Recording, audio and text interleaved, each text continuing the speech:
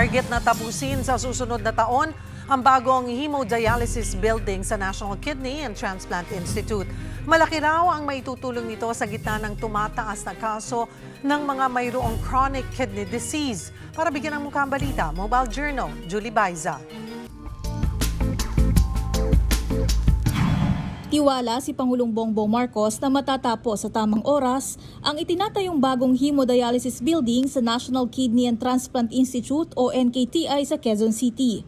Sa ngayon, nasa phase 2 na ang konstruksyon nito na inaasahang matatapos sa December 2027. Tiyak daw na tuloy-tuloy ang konstruksyon dahil hindi na tingi-tingi ang pondo.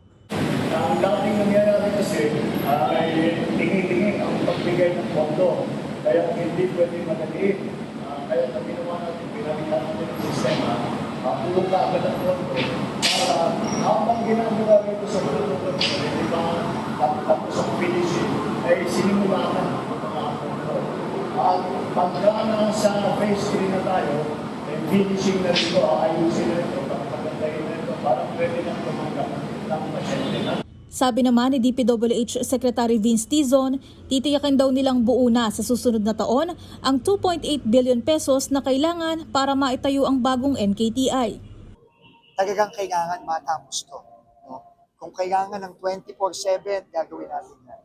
No? So, critical ito, no, sa healthcare dito sa Metro Manila at sa mga katabing mga probinsya, Bulacan, Pampanga, Cavite, Laguna, Rizal. Lahat yan nagpupunta sa NKTI.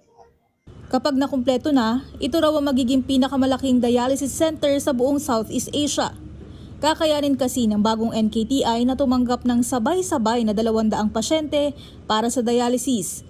Kailangan na ito dahil sa tumataas na kaso ng chronic kidney disease o CKD. Over 11% ng mga Pilipino ay may chronic kidney disease. Kaya kailangan din para patibayan natin at patawagin natin ang ating servisyo para sa pag-treat ng CKD.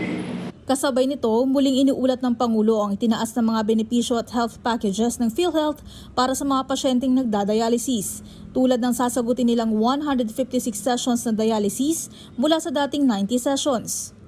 Mga kapatid, Mobile Journal Julie Baiza po, hatid ang mukha ng balita.